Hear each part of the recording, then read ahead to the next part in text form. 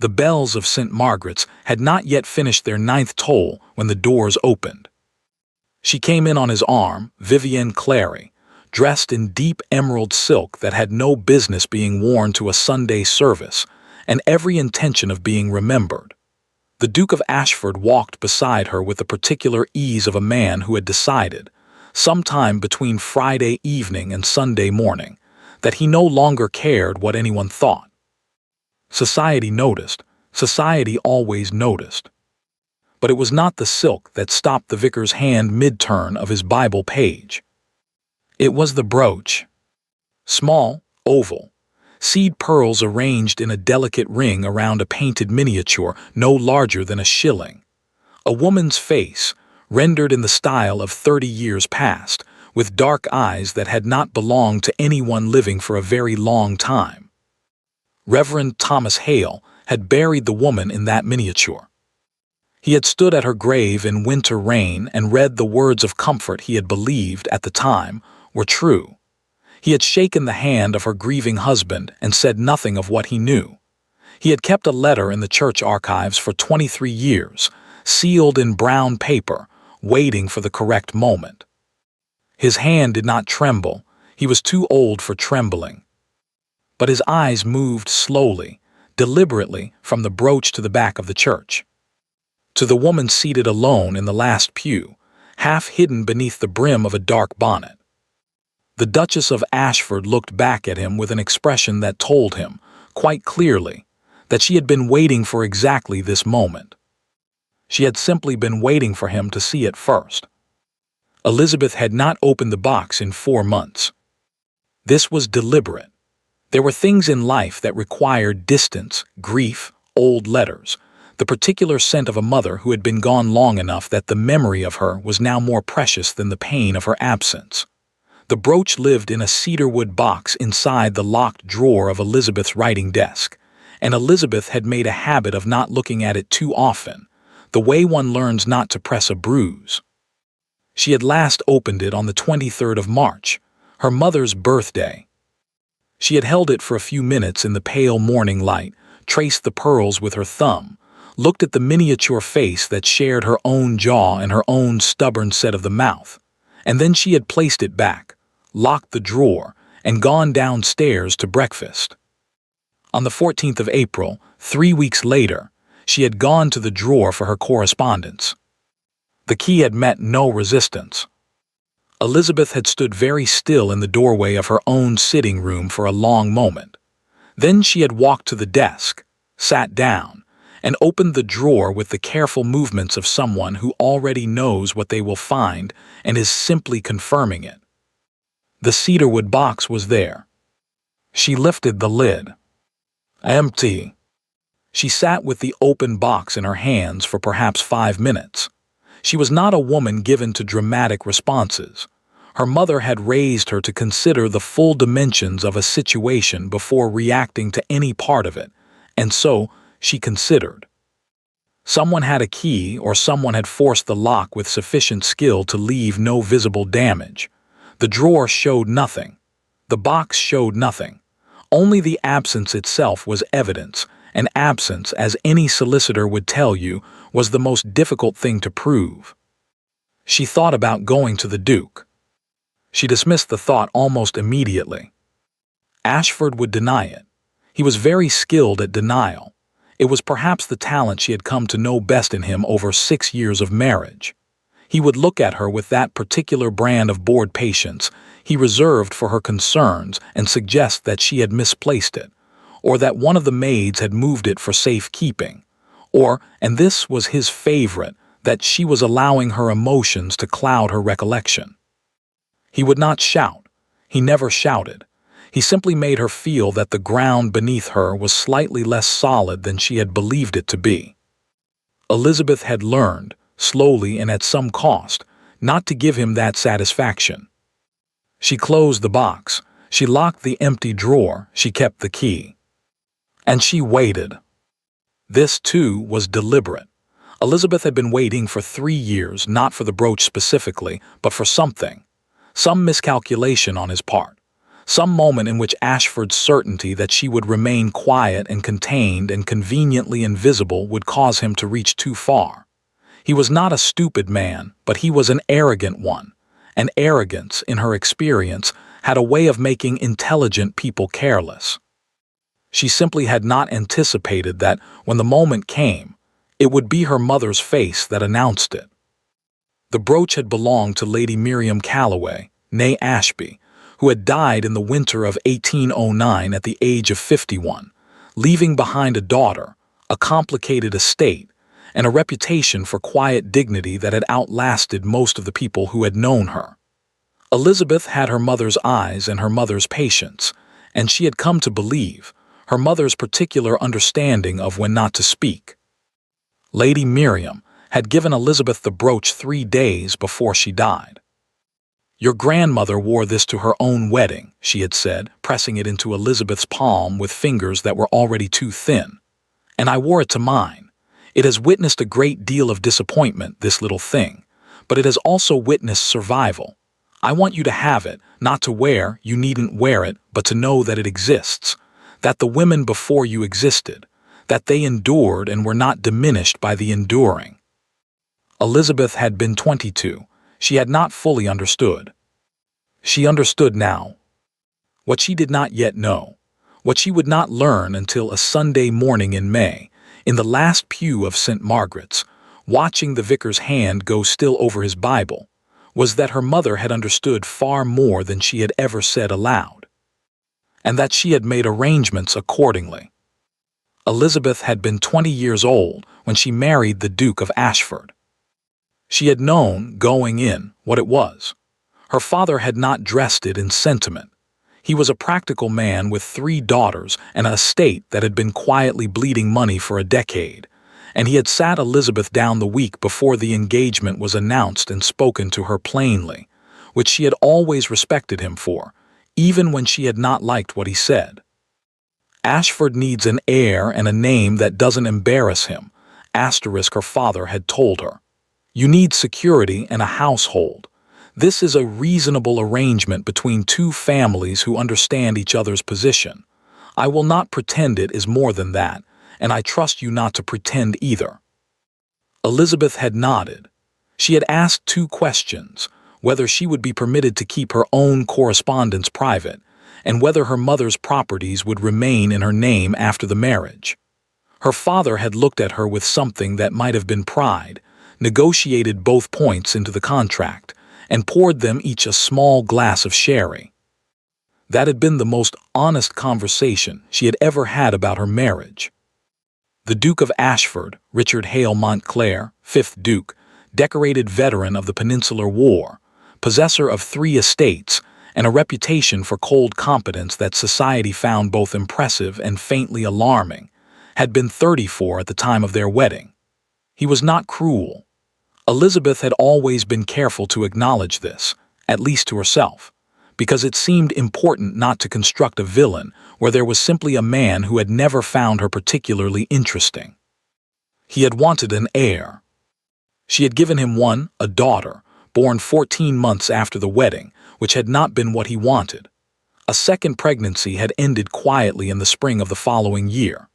After that, Ashford had retreated, not dramatically, not with any declaration, simply with the gradual withdrawal of a man recalculating his investments. He had become polite in the specific way that people are polite to those they have decided are no longer relevant to their primary concerns. Vivienne Clary had appeared approximately 2 years into the marriage. Elizabeth had known about her within the month. This was not difficult, servants talk, and Elizabeth had always treated the staff at Ashford Park with sufficient decency that they talked to her. She had received this information in the same way she received most unwelcome information. She had sat with it alone for an evening, felt whatever needed to be felt, and then organized it into something she could work with. The arrangement that existed, unspoken, between herself and the Duke was this. He maintained the public forms. He appeared at the necessary functions, acknowledged her precedence, did not humiliate her in direct and obvious ways. She, in return, managed his household with the efficiency he depended upon, and never caused him the particular social embarrassment that a difficult wife could cause a man of his position. It was not a marriage, it was a management structure. Elizabeth had made her peace with this, not happily, not without cost, but with the particular thoroughness of a woman who has decided that resentment is an indulgence she cannot afford. She had built a life inside the margins she was given. She had raised her daughter. She had read widely and ridden daily, and maintained a correspondence with 3 women of similar intelligence whose friendship had become, over the years, more sustaining than she could have anticipated. She had been, in the language her mother would have used, enduring. What she had not anticipated, the thing that had, in fact, shaken her in a way that the empty cedarwood box had not, was the day Ashford had brought Vivienne to the park. It had happened 6 weeks ago. The beginning of April, the countryside still raw and gray with the end of winter. Elizabeth had been in the garden when the carriage arrived, and she had watched from the path, unseen, or at least unacknowledged, which at Ashford Park had long since become the same thing.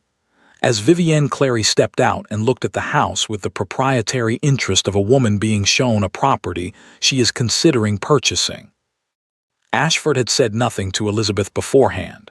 No warning, no negotiation, no acknowledgement that this represented a crossing of the one line that had always existed between them. London was London. The park was Elizabeth's house, not legally, not on paper, but in the way that a space becomes a person's through the years of tending it. She knew every room. She had chosen every arrangement of furniture in the East Wing after the flood of 1814. She had planted the rose garden herself, with her own hands, the spring after her daughter was born. And he had walked Vivienne through it, as though Elizabeth were simply part of the furnishings. That night, alone in her sitting room, Elizabeth had understood that the arrangement had changed. Not because of Vivienne had existed for 4 years, and Elizabeth had accommodated that reality with something approaching equanimity, but because of what this gesture meant.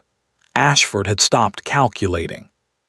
He had stopped maintaining even the pretense of the forms they had agreed upon, and he had done it without warning, without negotiation, without the courtesy of even informing her that the rules had shifted. He had become careless. And a careless man, Elizabeth had learned from her mother, was a man who had already begun to make mistakes. She had gone to her desk that night and written 2 letters. One to her solicitor in London, a careful man named Mr. Pruitt whom she had retained independently, and whose existence Ashford was not aware of. The other to an old friend of her mother's, a woman of 70 whose memory for legal details was, Elizabeth had always found, extraordinary.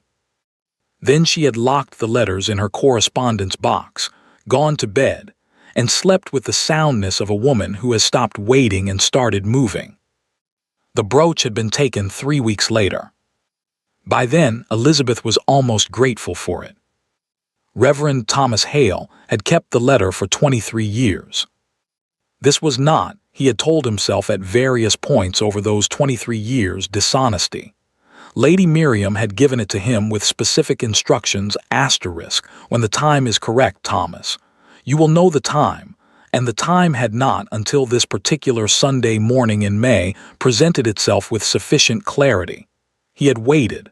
He had watched.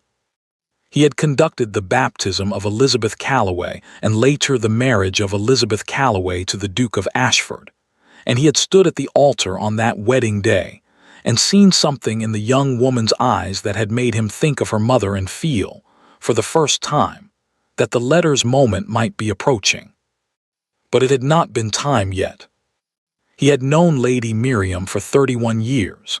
She had come to St. Margaret's as a young bride, already quieter than a young bride ought to be, already possessed of that particular stillness that women develop when they have learned that the world responds better to their silence than to their speech.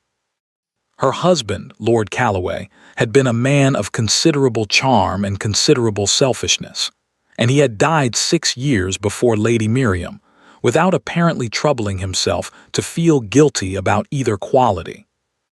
Miriam had come into herself after his death.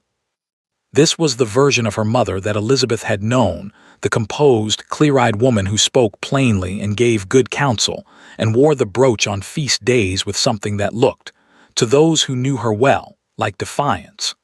But Thomas had known the earlier version, the younger woman who had come to him in the vestry on a Tuesday afternoon in February, 30 years ago, with a sealed document and a request. "I need you to hold something for me," she had said. "Not in the house, not where he can find it." She had not needed to specify who she meant. "What is it?" Thomas had asked. "Insurance," she had said. "For Elizabeth. She is 7 years old and she does not know yet what kind of world she will inherit. I would like her to have something in it that cannot be taken from her." Thomas had taken the document. He had read it at her instruction, so that he would be able to speak to its contents if ever called upon to do so. Then he had placed it in the church archives, behind the register of marriages from 1787, and he had not looked at it again for 23 years. He knew what it contained. Lady Miriam's instructions had been precise, as everything about her had been precise.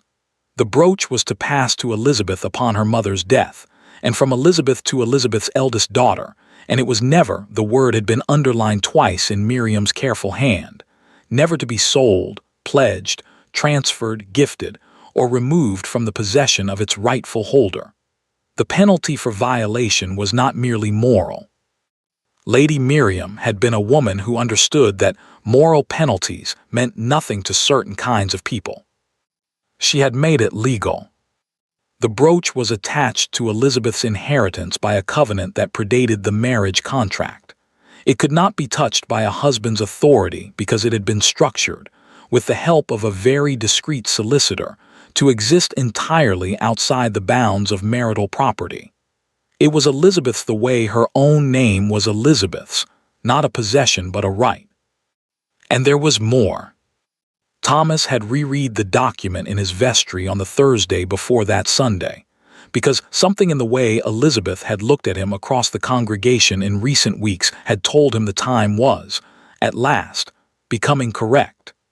He had sat with Lady Miriam's words in the afternoon light, and understood, not for the first time, that she had been a far more formidable woman than most people had ever suspected.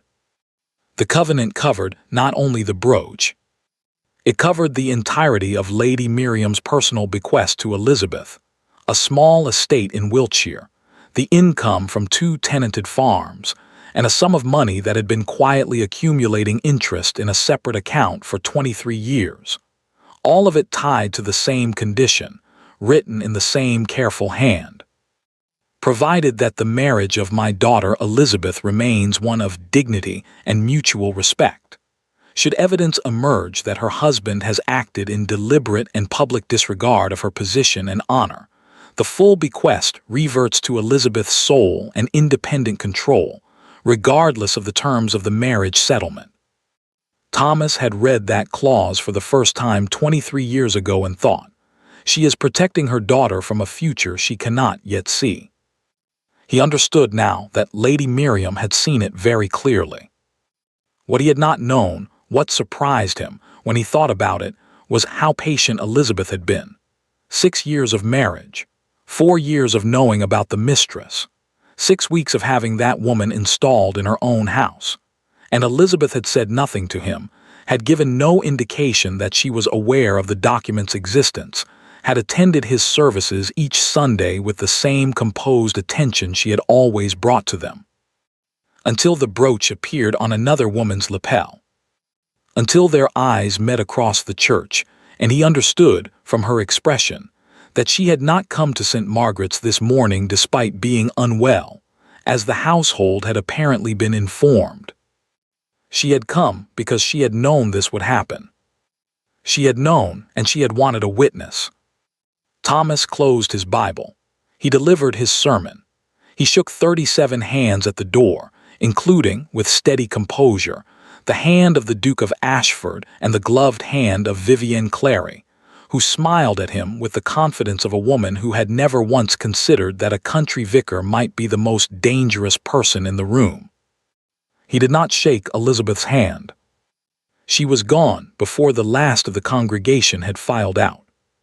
But she had stopped beside him for exactly 4 seconds on her way to the door, her voice low and clear beneath the sound of the departing crowd. "The letter, Thomas." Not a question, not a request.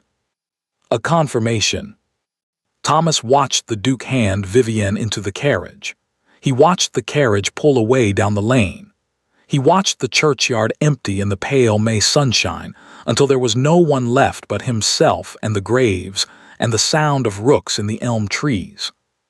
Then he went inside, walked to the back of the church, and retrieved the document from behind the Register of Marriages from 1787. He sat down at his vestry desk, and he wrote a letter to a solicitor in London. Richard Montclair, 5th Duke of Ashford, was not a man who made obvious mistakes. This was, in fact, the thing that had made him difficult to outmaneuver for the entirety of his adult life. He was not reckless. He was not impulsive. He had survived the Peninsular War, 3 parliamentary committees, and a financial crisis in 1812 that had quietly ruined 4 men of his acquaintance, and he had done all of it through the same quality that had defined him since boyhood, a cold, patient capacity for calculation that left very little to chance. He had calculated Elizabeth. He had done it before the engagement, during the negotiation, and throughout the 6 years of the marriage itself, and his calculations had consistently returned the same result. She was manageable. Intelligent, yes. He had never underestimated her intelligence, which was more than most men in his position would have conceded. Observant, certainly, but ultimately contained by the same forces that contained all women of her class and circumstance. She had no independent income of consequence. She had a daughter to protect. She had a position in society that depended entirely on his name. And she had, most usefully, a temperament that ran to silence rather than confrontation. He had never once seen her lose her composure. He had taken this as passivity. This was the miscalculation, not the brooch. The brooch was merely the instrument. The miscalculation was this. Richard Montclair had spent 6 years watching Elizabeth not react and had concluded that she was not acting. He had confused her stillness with absence. He had looked at a woman who was quietly, methodically, patiently preparing and seen instead a woman who had simply accepted her situation. He had seen what he expected to see. The brooch had been Vivienne's idea, and he had permitted it with the particular laziness of a man who has stopped thinking carefully about a problem he believes he has already solved. Vivienne had wanted it. She had seen it once, through the open door of Elizabeth's sitting room, and had fixed on it with the tenacity she brought to anything she decided she wanted. "It's sitting in a drawer," she had said. "She never wears it. She'll never even notice." Richard had known this was not entirely true, but he had also known that Elizabeth would not make a scene, and a scene was the only thing that concerned him. He had given a key to William, his most discreet footman, with instructions that were not instructions, merely a suggestion, accompanied by a £10 note, that certain drawers in the Duchess's sitting room might benefit from being opened, and their contents rearranged. William had understood, as good servants always understand, exactly what was being asked without anything specific being said. The drawer had been opened. The brooch had been delivered to Vivienne on a Tuesday evening in April. Richard had watched her pin it to her traveling coat with the satisfaction of a woman who has won a small battle, and he had felt nothing in particular, neither triumph nor guilt, simply the mild relief of having resolved an irritant. He had not thought about it again until Sunday morning. He had not, if he was being honest with himself in the privacy of his own recollection, thought about it at all. That was the nature of miscalculations. They happened precisely in the spaces where you had stopped thinking. The first indication that something was not entirely right came at church, and it came from the vicar. Richard had known Thomas Hale for 30 years. He knew his face the way one knows the face of any fixed feature of a landscape, without particular attention, but with the ability to notice when something about it has shifted. And something about Thomas Hale's face, when his eyes moved from Vivienne's lapel to the back of the church and back again, had shifted. Richard had not turned to look at the back of the church. Later, he would identify this as the moment when he should have paid attention. A man of his usual precision would have turned, would have registered Elizabeth's presence in the rear pew, would have understood from that single data point that the morning was not proceeding as casually as he had assumed. But he had not turned, because he had already decided that Elizabeth was at home, in bed, with the mild indisposition that her maid had reported to his housekeeper that morning. He had accepted this information with satisfaction. It was convenient, her absence, and he had carried that assumption into the church and sat with it through the entire service and out the other side. He had shaken Thomas Hale's hand at the door. The vicar had looked at him with an expression Richard could not immediately classify. Not hostility, not quite, something more deliberate than that. "Your Grace," Thomas had said, and nothing else. Richard had handed Vivienne into the carriage and thought no more about it. The letter arrived on Wednesday. It came from a firm of solicitors in London, not his solicitors, which was the first thing that caught his attention. Prewitt and Associates, Chancery Lane. He did not recognize the name.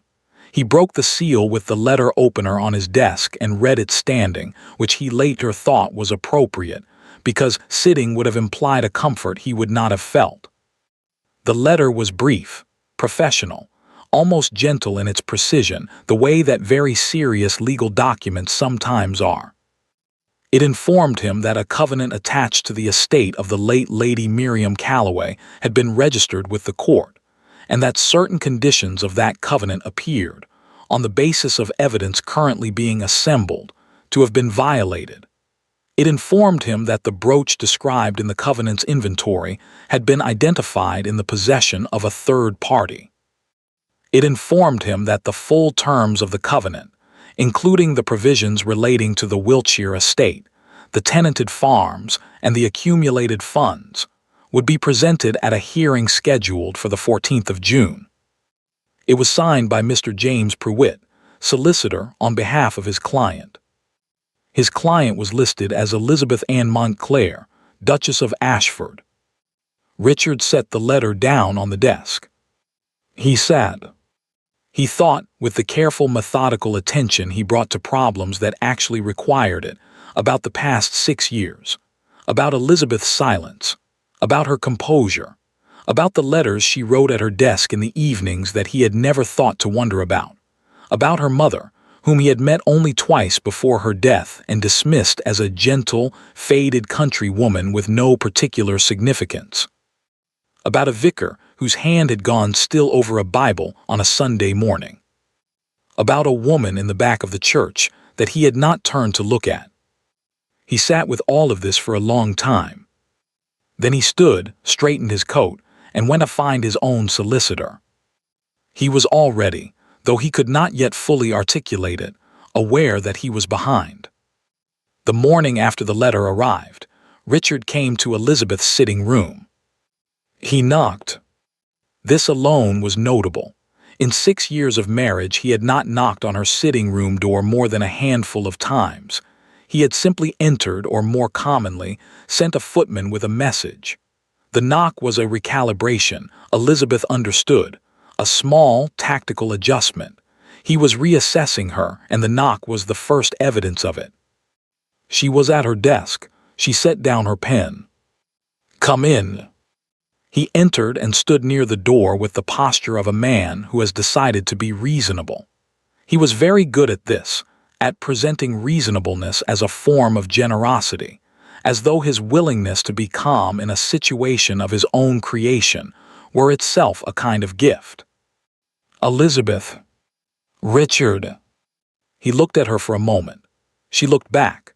She had spent the previous evening preparing for this conversation, not by rehearsing speeches but by deciding with great precision what she would not say. She would not mention the brooch directly. She would not mention Vivienne. She would not reference the letter or Thomas Hale or her mother. She would not raise her voice or allow any expression onto her face that could be characterized afterward as emotional. She would let him speak. He would reveal in his speaking exactly how much he understood, and more usefully, exactly how much he did not. "I received a communication from a solicitor," he said. "Yes," she said. A pause. He had expected, she thought, some form of reaction to this, surprise or anxiety, or the particular defensive flutter that women were expected to produce when confronted with legal terminology. She offered him nothing. "Pruitt," he said, "I wasn't aware you had retained independent counsel." "There are likely a number of things you weren't aware of," Elizabeth said pleasantly. "Would you like to sit down?" He did not sit. This was also telling. Sitting would have implied a conversation of equals, and he had not yet fully accepted that this was what was happening. He was still, some part of him, expecting to manage this. "The covenant your mother apparently established," he said, "is something I intend to have examined thoroughly. My own solicitor is of the opinion that its enforceability is," he paused, choosing the word carefully, "questionable." "Mr. Pruitt has a different opinion," Elizabeth said, "as does the court, given that they have accepted the filing." Another pause, longer this time. She watched him recalibrate again. He was doing it visibly now, which was new. He had always been better at concealing the machinery of his thinking. The letter had rattled something loose. "This can be resolved quietly," he said. "That would be preferable for everyone." "I agree entirely," Elizabeth said. He looked at her. Something shifted in his expression, not relief, not quite. More the cautious attention of a man who has reached for a door and found it opens differently than expected. "You agree," he repeated. "I have no interest in a public dispute," she said. "I never have. I think you know that." "Then, I would like the brooch returned," she said, "by Friday." Silence.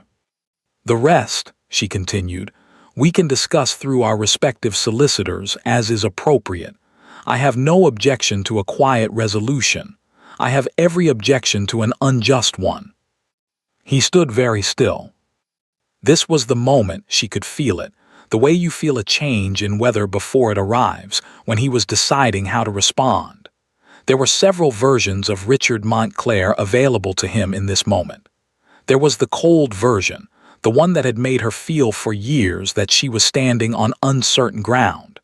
There was the reasonable version, which he had entered the room wearing. And there was a third version, one she had seen only occasionally over 6 years, that she thought of privately as the honest one. The one that appeared when he had run out of better options, and the pretense of managing a situation had become more costly than simply acknowledging it. She watched him choose. "The brooch will be returned," he said. And then he left. Elizabeth sat for a moment after the door closed. She was aware of a sensation that was not quite triumph. Triumph was too loud for what she felt. It was something quieter. The particular satisfaction of a thing falling into its correct position after a long time spent waiting for the angle to be right. She picked up her pen. She had a letter to write to Mr. Pruitt. What society saw in the days that followed was very little, and this was precisely the problem, from society's perspective. There had been an expectation after that Sunday at St. Margaret's of a scene. The Duchess of Ashford had been in that church. Several people had seen her leaving, had registered her presence in the rear pew, had begun assembling the story with the eager efficiency that society brought to assembling stories. The Duke's mistress had worn something belonging to the Duchess. The vicar had noticed. The Duchess had been there. Surely something had happened. But Elizabeth appeared at the Hartley dinner on Thursday looking precisely as she always looked, composed, well-dressed, unhurried. She spoke to Lady Hartley about the Rose Garden. She discussed a novel with the eldest Hartley daughter. She ate her soup. She did not mention the Duke. The Duke did not appear. Vivienne Clary, it was noted by those who paid attention to such things, was also absent from the Hartley dinner, and from the Pembridge card party, and from the Thursday afternoon promenade where she had made a point of being visible every week for the past month. Something was happening. It simply was not happening where anyone could see it. This was, for those who had anticipated a confrontation, deeply unsatisfying. For Elizabeth, it was entirely the point. She had learned from her mother that the most powerful moves are the ones that happen in rooms other people are not in. Scenes were for people who had no other recourse. She had recourse. She had a solicitor and a covenant and 23 years of her mother's careful forethought, and she intended to use it with the same quietness with which she did everything else. The confrontation they were all waiting for was not going to happen. What was going to happen was considerably more permanent. On Friday morning, a small parcel arrived at Elizabeth's sitting room. She opened it at her desk alone. The cedarwood box, the seed pearl brooch inside, exactly as she had last seen it, the miniature face looking up at her with her mother's dark eyes and her mother's composed expression. Elizabeth held it for a long time. Then she placed it in the box, locked it in the drawer, and kept the key. There was more work to be done before she would wear it.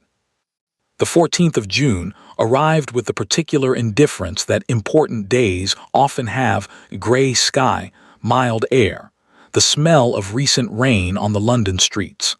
Nothing in the weather acknowledged that something was ending. Elizabeth had been in London for 10 days. She had come up quietly, without announcement, staying not at Ashford House on Grosvenor Square, which was Richard's house, had always been Richard's house in every way that mattered, but at the Pulteney Hotel on Albemarle Street, where she had taken a suite of rooms under her own name and tipped the staff generously enough that her presence would not become a topic of conversation.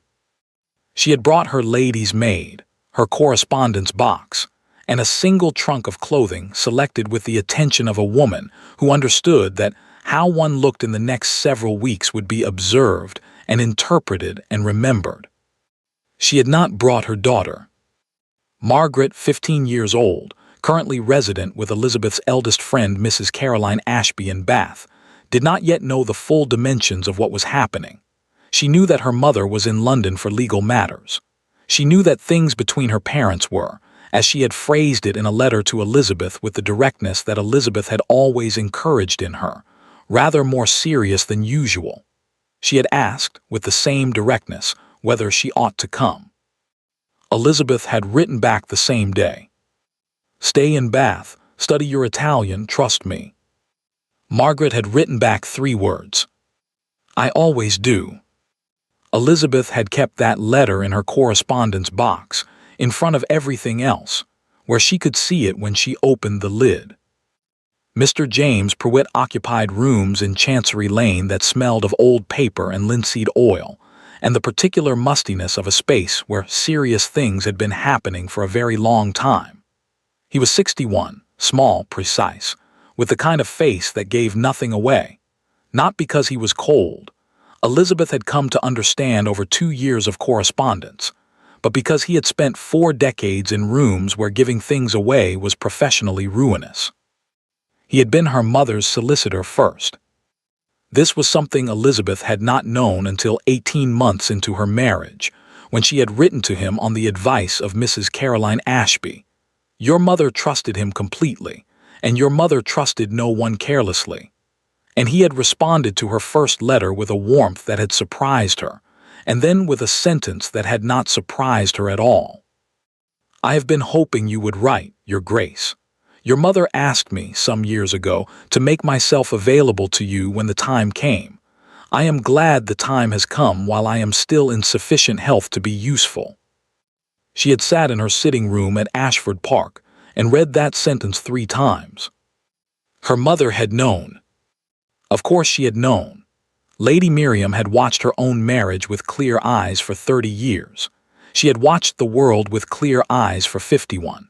She had given Elizabeth the brooch and the words about endurance, and she had also, quietly, with the practical love of a woman who understood that sentiment without strategy was simply grief, arranged the furniture of Elizabeth's future so that there would be something solid to stand on when the ground shifted. Elizabeth had wept, alone in her sitting room, for the better part of an hour. Then she had written back to Mr. Prewitt, and they had begun. The hearing on the 14th of June was not a public trial. It was a proceeding before a master in chancery, a closed room, legal representatives, documents, the careful machinery of equity law grinding through its necessary motions. Elizabeth sat on one side of a long table with Mr. Prewitt and his junior, a young man named Fellows who took notes with extraordinary speed. Richard sat on the other side with Sir Edmund Carew, his solicitor, and a barrister whose name Elizabeth did not retain because she had already read his written arguments and found them, as Mr. Prewitt had predicted she would, inadequate. Richard looked at her once when she entered. She met his gaze briefly, pleasantly, and looked away. This was not performance. She genuinely felt, sitting down in that room, a kind of clarity that she had not experienced in years. The clean, uncomplicated sensation of being exactly where she had intended to be, doing exactly what she had planned to do, with the full weight of her mother's forethought behind her. She was not angry. She had been angry at various points over 6 years, but anger was a fire that consumed the wood it needed to keep burning, and she had learned to use it carefully and then let it go. What she felt now was something more like resolution, the particular piece of a thing arriving at its correct conclusion. Sir Edmund opened for Richard's side with the argument Elizabeth had anticipated. The covenant was irregularly registered, predating the marriage settlement in a manner that created legal ambiguity. The transfer of the brooch had been an internal household matter, and not a public act of the kind the covenant's language required, and the broader provisions relating to the Wiltshire estate were contingent on conditions that had not been sufficiently demonstrated. He spoke for 22 minutes. He was, Elizabeth noted, very skilled. He made Richard's position sound almost reasonable, which was the most that could be done with it. Mr. Prewitt spoke for 38 minutes. He was not theatrical about it. He did not raise his voice or employ the kind of rhetorical flourishes that barristers sometimes use to disguise the weakness of their arguments. He simply presented, in sequence, with the patient precision of a man who had been building this case for 2 years, and had no intention of leaving any part of it undemonstrated. He presented the covenant itself, registered, witnessed, dated 1801, predating the marriage settlement by 4 years and structured specifically to exist outside its terms. He presented Lady Miriam's instructions to Thomas Hale, corroborated by the vicar's sworn statement. He presented the testimony of William, the footman, who had, it emerged, been considerably more troubled by his actions than Richard had anticipated, and who had come forward to Mr. Prewitt's office voluntarily, 3 days after receiving a letter that Mr. Prewitt had taken care to ensure reached him, detailing the removal of the brooch from the Duchess's locked drawer on the Duke's instructions. He presented the statements of 4 members of St. Margaret's congregation who had seen the brooch on Vivienne Clary's lapel on the morning of the 15th of May, and could identify it from Lady Miriam's portrait in the church. He presented the sworn statement of Thomas Hale himself, who had known Lady Miriam for 31 years, had custody of the original covenant document for 23, and could speak to both its contents and his personal knowledge of the circumstances under which it had been created. And then, last, he presented the evidence of the broader violation. This was the section that cost Richard the most, Elizabeth thought, watching his face with the careful attention she had always given to things that mattered. Not the brooch was damaging, but it was containable, a single incident that a sufficiently creative legal mind might reframe. What was not containable was the pattern. Mr. Prewitt had been thorough. He had documentation of Vivienne Clary's installation at Ashford Park, the household accounts, the staff records, the correspondence that established her presence not as a brief visit but as a sustained residence in the Duchess's house over a period of 6 weeks. He had statements from 3 members of the Ashford Park staff, given, Elizabeth knew, not from disloyalty to the Duke, but from the rather more powerful loyalty that servants sometimes develop toward a mistress who has treated them with consistent decency over 6 years. That established the nature of Vivienne's presence and the manner in which the Duke had conducted himself during it. He had, in short, documented the precise conditions that Lady Miriam's covenant had anticipated. Should evidence emerge that her husband has acted in deliberate and public disregard of her position and honor. Richard's barrister raised objections at 4 points during Mr. Prewitt's presentation. The master noted each one and sustained none of them. The hearing lasted 3 hours and 40 minutes. At the end of it, the master retired to consider the submissions. He returned in 40 minutes, which Mr. Prewitt had told Elizabeth beforehand was a very good sign. Long deliberations tended to indicate genuine uncertainty, and short ones tended to indicate that the preponderance of evidence had done its work. The covenant was upheld. The brooch was confirmed as Elizabeth's sole and inalienable property, its transfer having constituted a clear violation of the covenant's terms.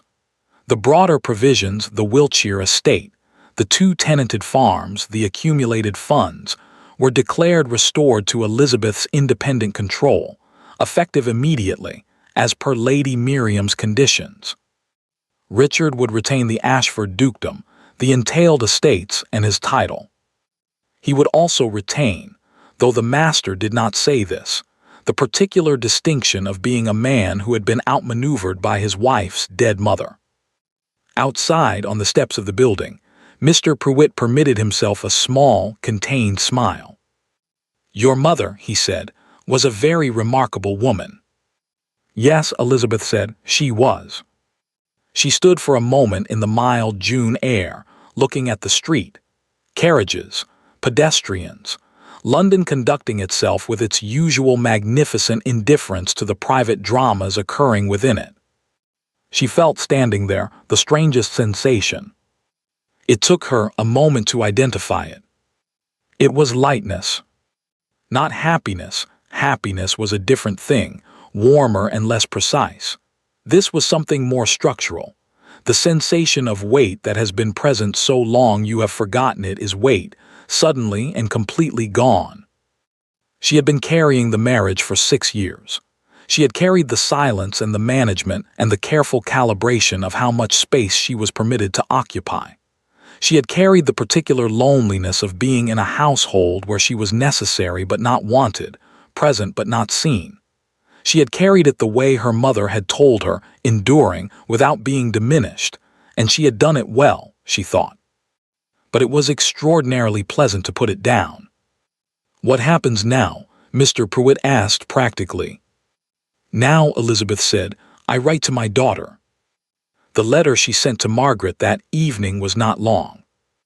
She explained, in the plain language she had always used with her daughter, what had happened and what it meant. She explained the covenant and her mother's forethought, and the Wiltshire estate that would now be theirs, hers and Margaret's, in the most independent sense the law permitted.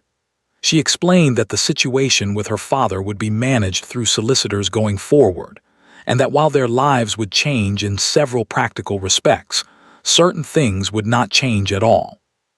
She would still be Margaret's mother. Margaret would still be, as she had always been, the best thing that had come from a marriage that had otherwise been largely an exercise in endurance. She sealed the letter and gave it to the hotel's messenger. Then she sat at the small writing desk in her suite at the Pulteney and looked out at the evening street and thought about her mother. Lady Miriam had sat in her own sitting room 30 years ago and looked at a 7-year-old daughter and understood, with the practical, unsentimental clarity of a woman who had been navigating a difficult world for a long time, that love was not enough. That affection without strategy was simply warmth with no roof over it. That the most useful thing she could give Elizabeth was not advice or comfort or even example, but architecture. The invisible structure that would be there, solid and load-bearing, when everything else shifted. She had spent years building it, a covenant here, a solicitor there, a vicar trusted with a letter, a brooch attached to a legal clause, each piece quietly placed, waiting. Elizabeth had not known, growing up, that she was walking on a floor her mother had laid. She knew now. She thought about the last conversation they had ever had, the thin fingers, the cedarwood scent, the brooch pressed into her palm with words about endurance and survival. She had thought, at 22, that her mother was giving her comfort. She understood now that her mother had been giving her a weapon. Wrapped in love, which was why Elizabeth had not seen it for what it was. But a weapon nonetheless. She sat at the desk for a long time, in the evening light, feeling the particular grief and gratitude that arrive together when you understand someone fully only after they are gone. Then she opened the cedarwood box. She looked at the miniature face. "I understand now," she said quietly to the empty room.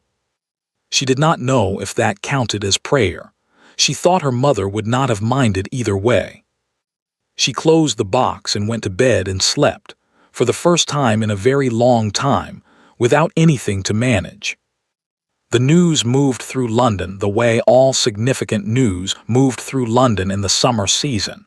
Not in a single wave, but in a series of them, each carrying slightly more detail than the last, each interpreted according to the particular interests and allegiances of whoever was doing the interpreting. The first wave was vague. Something had happened between Ashford and his Duchess, a legal matter, Chancery, someone said, which immediately elevated it above the usual domestic unpleasantness. Chancery meant documents, meant property, meant something with teeth. The second wave carried the outline, a covenant, a bequest, a brooch. The third wave, arriving approximately 4 days after the hearing, carried Vivienne Clary's name, which caused the kind of sharp collective intake of breath that society reserved for moments when things it had long suspected were confirmed in a form it could openly discuss. And then, because no story travels without its geography, came St. Margaret's Church. The brooch on the lapel, the vicar's stillness, the Duchess in the rear pew. By the time this version had completed its circuit of the drawing rooms and card parties and morning calls of the London season, it had acquired the quality of legend, not distorted, exactly, because the essential facts were accurate enough but elevated, polished, given the shape that good stories always eventually find, the shape that makes people want to tell them again. Elizabeth heard the various versions from a distance.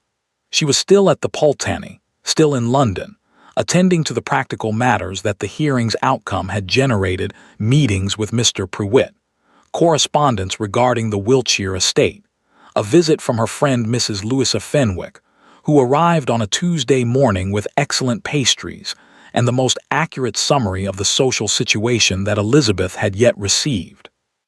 "You are," Louisa said, pouring tea with the brisk efficiency of a woman who has already decided how this conversation will go, "the most talked-about woman in London, possibly in England."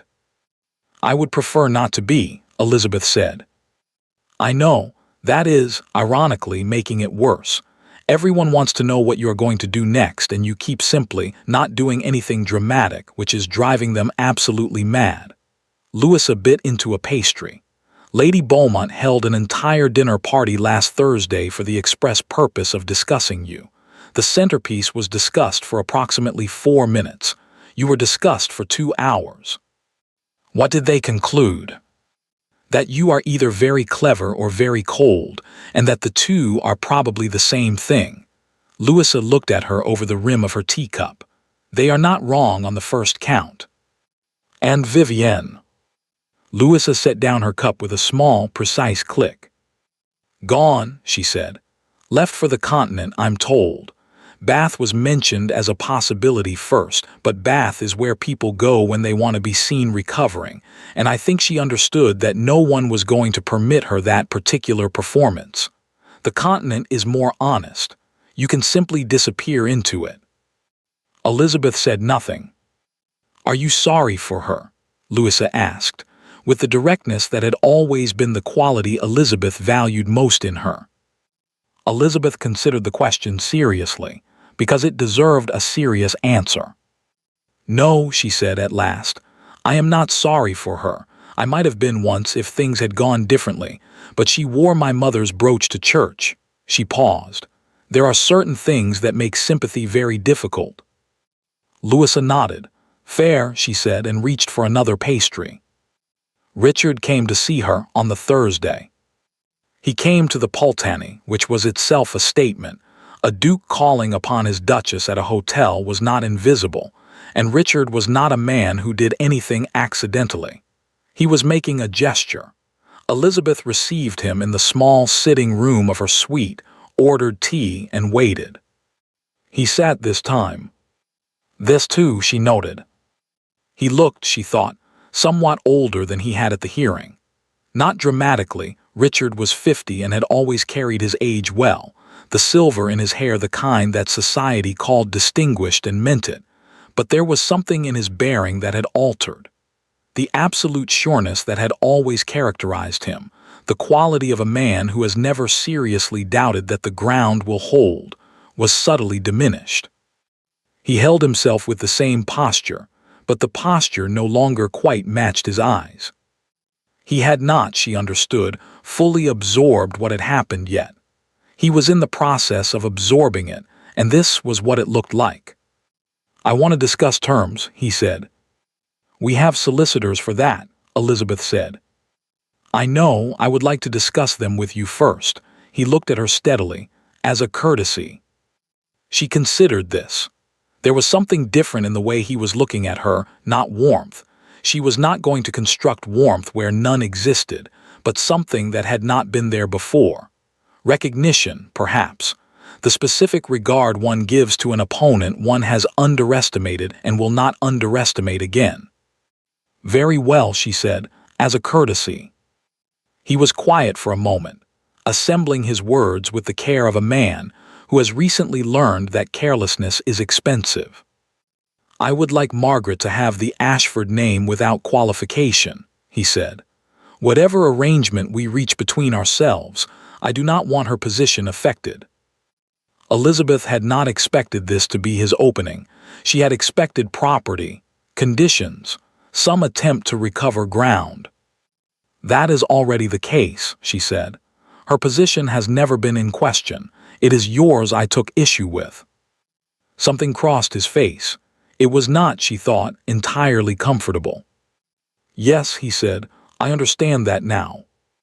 The silence that followed was the most honest one they had shared in 6 years of marriage, possibly the most honest one they had ever shared.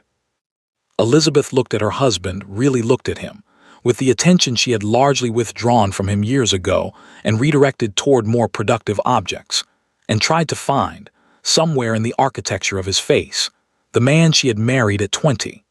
She had not loved him then, but she had respected him in the qualified way one respects competence, and there had been, in the very early months, something that might have become more than respect if either of them had known how to move toward it. They had not known, or he had not wanted to. She was no longer certain which. "What do you actually want, Richard?" she asked. He looked slightly startled. It occurred to her that no one asked him this very often. "I want," he said slowly, "to resolve this without further damage to either of our positions. I want Margaret's season when it comes to be unclouded by this. I want—" He stopped, started again.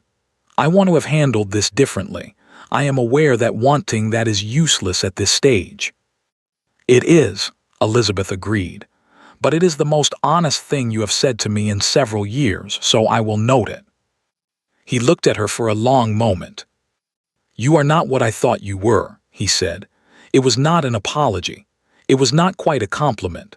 It was simply an observation, offered with the directness of a man who has run out of more elaborate options.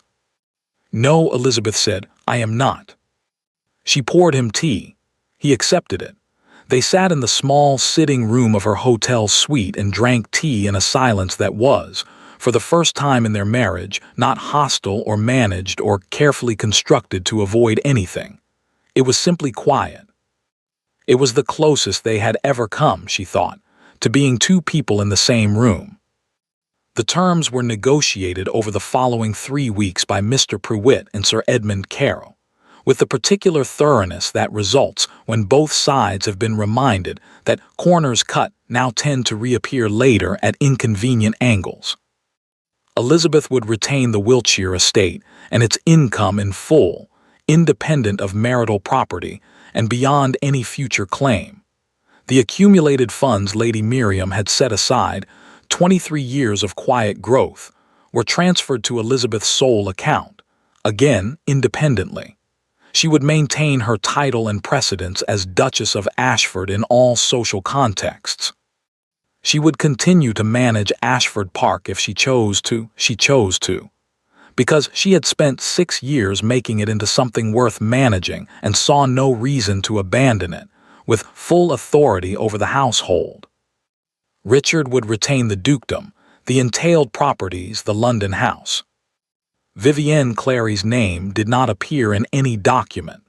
She had already removed herself from the situation with sufficient thoroughness that there was nothing left to document. Elizabeth read the final agreement in Mr. Prewitt's office on a Wednesday afternoon in early July, in the smell of old paper and linseed oil, with Fellows sitting quietly in the corner, and Mr. Prewitt standing beside her with the patience of a man who has been waiting for this moment for 23 years and has no intention of rushing it. She read every page, every clause, every condition. Then she signed it. Her name in her mother's handwriting. She had always had her mother's handwriting, the same backward lean, the same decisive close on the final letters, looked very clear and very permanent on the white page. "Well done, Your Grace," Mr. Prewitt said quietly. "Well done to you," Elizabeth said, "and to my mother." "Indeed," he said, "to Lady Miriam." Elizabeth stood, straightened her gloves, and looked out the window at Chancery Lane below. The street was busy with the ordinary traffic of a London Wednesday, clerks with documents, barristers in wigs hurrying between buildings, a flower seller at the corner making an argument for roses that a passing gentleman was declining to find persuasive. She watched all of it with the specific pleasure of a woman who has just closed one chapter and feels, for the first time, entirely ready to open another. She attended the Castleton ball that Friday. This was deliberate. Several people had wondered audibly whether she would appear at any social function before the season ended, and Elizabeth had decided, with the advice of no one, which was itself a novelty she was finding she enjoyed, that she would appear at the Castleton ball because Lady Castleton was a woman she genuinely liked, and whose annual event was always worth attending, and she was no longer in the business of arranging her life around what other people might think of her choices. She wore deep blue silk. She wore her mother's pearl earrings. She did not wear the brooch. That was not for tonight. She arrived at 9:30, which was late enough to be composed and early enough to be seen. She greeted Lady Castleton with warmth, accepted a glass of champagne, and spent the first 20 minutes in conversation with an elderly general she had always found unexpectedly interesting on the subject of military logistics. If anyone had been hoping for drama from her entrance, the conversation with the general was not what they had imagined. But she was watched. She was aware of being watched, and she allowed it, because she understood that the watching had its own function. Society needed to see her in blue silk, with her champagne, discussing logistics with a general, because society needed to know what to do with her, and what to do with her depended on how she presented herself in the first significant public appearance after everything that had happened. She presented herself as a woman who had won, and found winning entirely unsurprising. The effect, she was told later by Louisa, was remarkable. "You looked," Louisa said, "like someone who had simply come to a ball." "I had simply come to a ball," Elizabeth said. "Yes, but after everything." Louisa shook her head with something between admiration and exasperation. "How did you manage to look so normal?" Elizabeth thought about this. "Because I am normal," she said. "I was always normal, that was rather the point." Richard appeared at the ball at 11. He came alone. He spoke to several people. He did not approach Elizabeth, and she did not approach him, and this managed distance, the particular choreography of two people who have reached an understanding and are demonstrating to an audience that is watching very carefully that the understanding holds, was itself a kind of communication. They were seen to exist in the same room without incident. Society noted this. Society noted everything. What society also noted, and would continue to note, in drawing rooms and at card parties and over morning calls for the remainder of the season and into the next, was the specific quality of Elizabeth's presence at that ball. The composure that was not coldness. The ease that was not indifference. The way she moved through the rooms as though she had, sometime recently, taken up more space than she had previously occupied, and found the additional space entirely natural. Lady Beaumont said, at a breakfast the following week, that the Duchess of Ashford had always had excellent posture, but that on Friday night she had looked somehow taller. No one could explain this precisely, but everyone who had been there agreed. On the last evening before she left London to return to Ashford Park, Elizabeth walked. This was something she rarely did in the city. The streets were not designed for solitary women, and she had always found London's particular scale more overwhelming than energizing. But the evening was fine, the light still gold at 7:30, and she felt a need to move that the confines of the hotel suite could not accommodate. She walked with her maid at a discreet distance, along Piccadilly and into the Green Park, where the summer evening had brought out the usual population of nurses with perambulators and young couples, testing the boundaries of what was permissible in a public space, and old men on benches with newspapers they were only pretending to read. She walked for an hour. She thought about her mother. She thought about Margaret in Bath, learning Italian and writing letters with the directness Elizabeth had always encouraged. She thought about Ashford Park, the Rose Garden, the East Wing, the view from the upper landing on a clear morning when the light came in at exactly the right angle and turned the whole staircase gold. She thought about the Wiltshire estate, which she had never seen, which had been sitting in her mother's legacy for 23 years waiting for her to be ready to claim it. She thought about what came next. This was the question that had been waiting behind everything else, patient as her mother had taught her to be patient, unwilling to be rushed. The legal matter was resolved. The terms were set. The season would end. Life, her actual life, the one that existed independent of the marriage and the management and the careful economy of strength she had practiced for 6 years, would resume, or perhaps begin, or perhaps both. Because she was 36 years old and there was, she had decided, a great deal of time left. Not for a different husband, she had no interest in that. For everything else. She stopped at a bench near the far end of the park and sat for a moment, in the evening light, watching a small child chase a pigeon with the absolute conviction that this time, surely, the pigeon would be caught. The pigeon, as pigeons do, was not caught. Elizabeth smiled. She stood. She straightened her gloves. She began the walk back toward the hotel, through the gold evening light of a London July, with the particular step of a woman who knows exactly where she is going and is in no hurry to get there, because the destination has been secured and the journey now, finally, belongs to her. 5 years later, Ashford Park in October was a different thing entirely from Ashford Park in any other season. The roses were long finished, the gardens pulled back into themselves with the dignified retreat of things that know they will return, and the light, That particular October light that came low and amber through the old beeches along the drive turned the stone of the house into something that looked less like architecture and more like memory.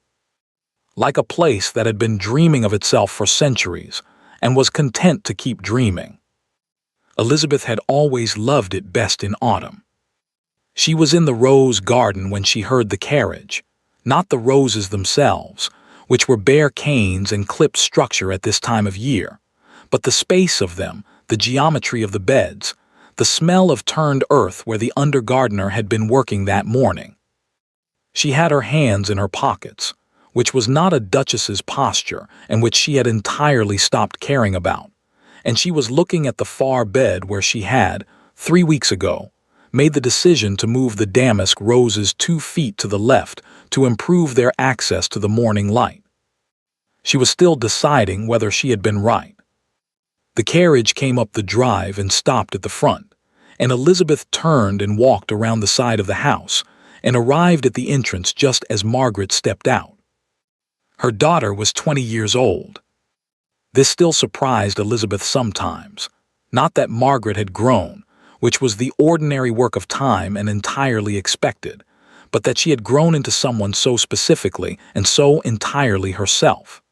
She was taller than Elizabeth by 2 inches. She had Richard's dark hair and Elizabeth's jaw and her grandmother Lady Miriam's eyes, which appeared in every generation like a message being passed forward.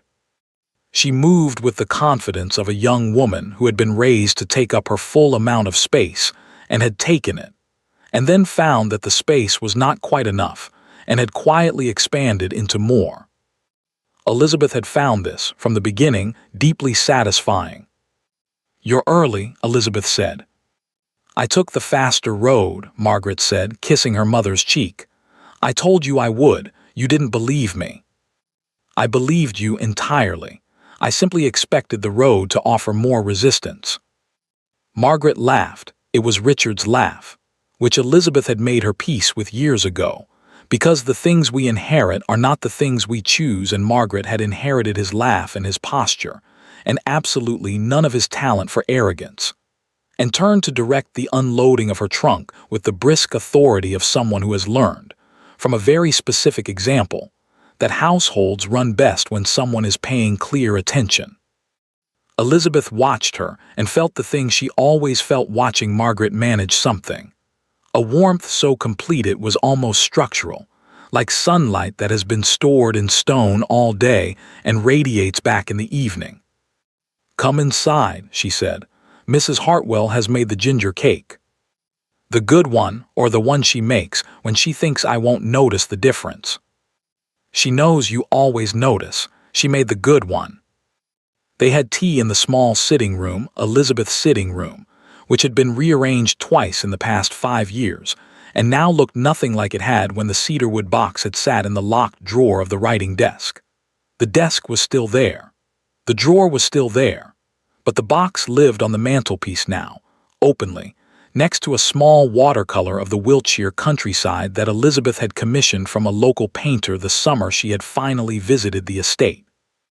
Margaret always looked at the box when she came into the room, not ostentatiously, just a brief acknowledgement, a glance, the way one looks at something that has always been present and whose presence means something particular. They talked for 2 hours over tea and then over the remains of the ginger cake, in the way that Elizabeth and Margaret had always talked, without the elaborate social machinery that most conversations required, without the performance of interest or the management of impression. Simply 2 people saying what they meant in a room that was warm and familiar. Margaret talked about London. She was in her 2nd season, which was going well by most measures and which she was finding. She admitted this with the directness Elizabeth had always encouraged, somewhat tedious in its repetitions. "Every ball is the same ball," she said. "Different wallpaper, same conversations, the same men saying the same things about the same subjects and expecting to be found interesting." "Some of them are interesting," Elizabeth said. "Some of them," Margaret agreed. "A minority, And they're never the ones who expect to be found interesting, which is its own kind of lesson, I suppose. She looked at her mother. You always said that. Did I? You said, watch the ones who aren't performing. The ones who are performing are showing you the performance. The ones who aren't are showing you something real. She tilted her head. I've been watching. It takes patience. Most useful things do, Elizabeth said. Margaret was quiet for a moment, turning her teacup in her hands with the absent thoughtfulness that meant she was working up to something. There is someone, she said. Elizabeth waited. He is not, Margaret paused, choosing her words with a care that told Elizabeth the choosing mattered. He is not what anyone would immediately select. He is a second son. His family has a respectable name and a modest estate in Derbyshire and no particular social brilliance. He is not fashionable. Another pause. He is kind. He is genuinely interested in things, real things, not performance things. He asked me, at the Pemberton dinner, what I thought about the enclosure debates, and when I told him what I thought, he disagreed with two of my points and explained why, and then he listened to my response and said that I had changed his mind on one of them. She looked up. He changed his mind, she said, out loud, without it costing him anything. Elizabeth looked at her daughter for a long moment. What is his name? Mr. Daniel Forsyth. A small smile. He is coming to the Ashby House party in November. Caroline has invited him because I asked her to, and because she met him once and thought he had excellent sense. Caroline has never been wrong about excellent sense, Elizabeth said. No, Margaret set down her teacup. I'm not in love with him. I want to be clear about that. I am not telling you this because I am lost in a feeling I can't think around. I am telling you because I think he might be worth knowing better, and I wanted you to know I was paying attention. Elizabeth felt something move through her chest, something warm and complicated and made of several things at once. The way feelings are when they have been collecting for a long time and finally have space to arrive. Her daughter was 20 years old, and she was paying attention. She was watching the ones who weren't performing. She was not confusing a kind man for an uninteresting one. She was not mistaking the absence of arrogance for the absence of substance. Elizabeth thought about herself at 20, about the engagement and her father's frank conversation, and the two questions she had asked about her correspondence and her mother's properties. She had been paying attention too, at 20, but she had been paying the attention of a young woman who had learned to protect herself within a system she didn't yet know she could question. Margaret was paying a different kind of attention. The attention of a young woman who had been shown, by example and by architecture and by a cedarwood box on a mantelpiece, that the terms were negotiable, that the ground could be solid, that you could require more than endurance. Good, Elizabeth said. Tell me more about him. Later, after dinner, after Margaret had gone up to bed with the immediate unconsciousness of the young and healthy, Elizabeth sat alone in her sitting room. The fire was low.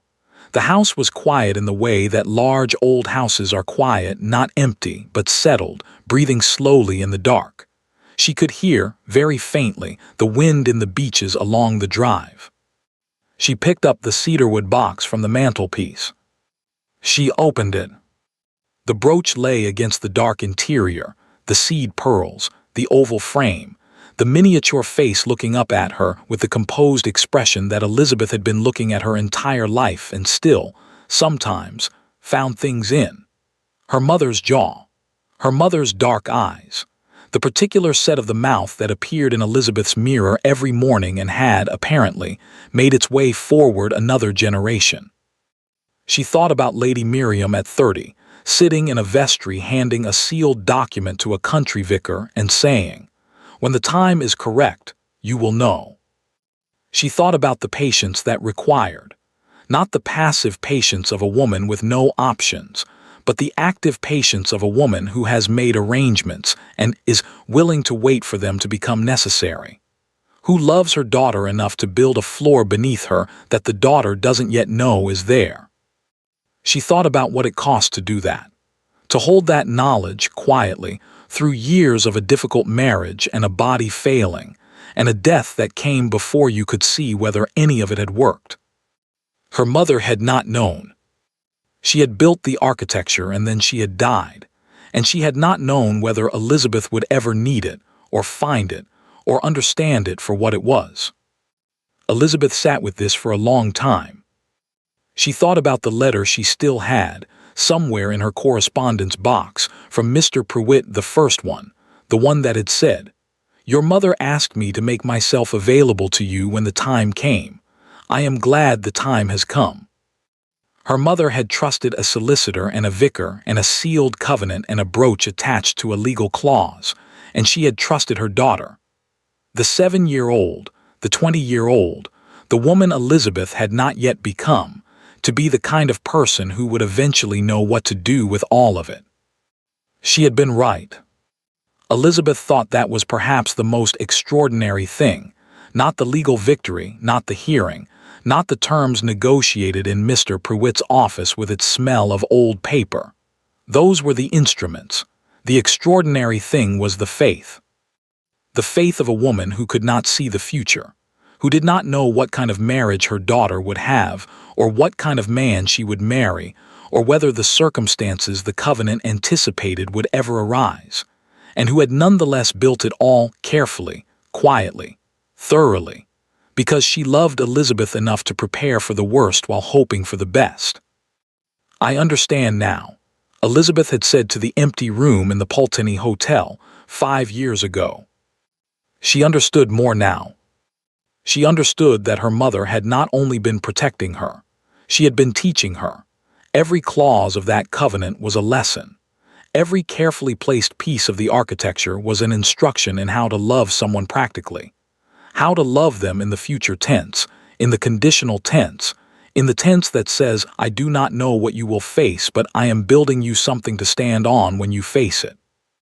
Elizabeth had been learning that lesson for 36 years. She was teaching it now.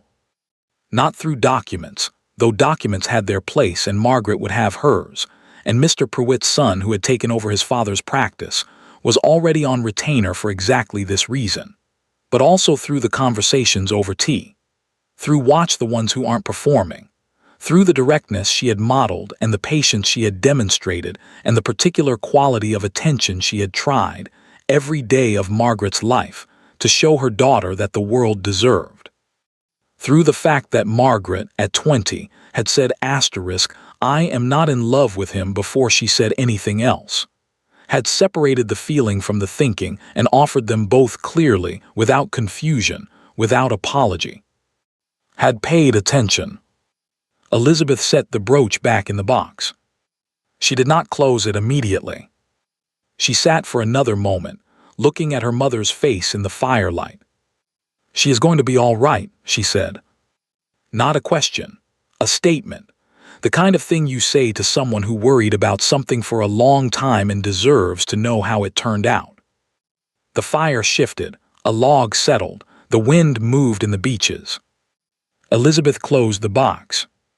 She stood, straightened, not from habit, not from performance, but from the simple animal pleasure of a body that has been sitting and is ready to move, and carried the box back to the mantelpiece, and placed it in its position next to the watercolor of the Wiltshire countryside.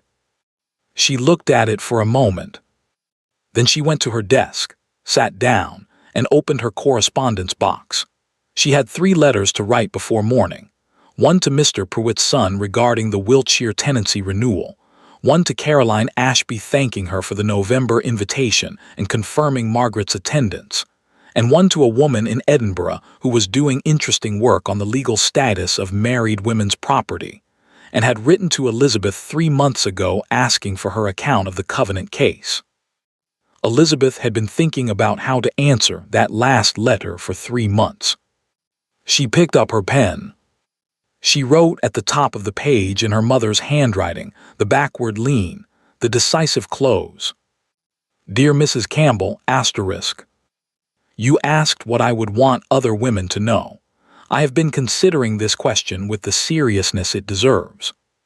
The answer is not simple, but I will try to make it plain.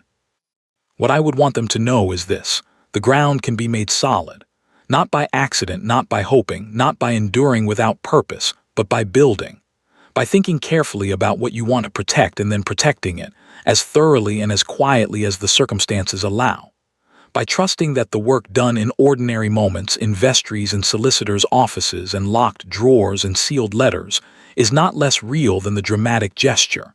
It is more real. It is the thing that holds. My mother built a floor beneath me that I did not know existed until I needed to stand on it.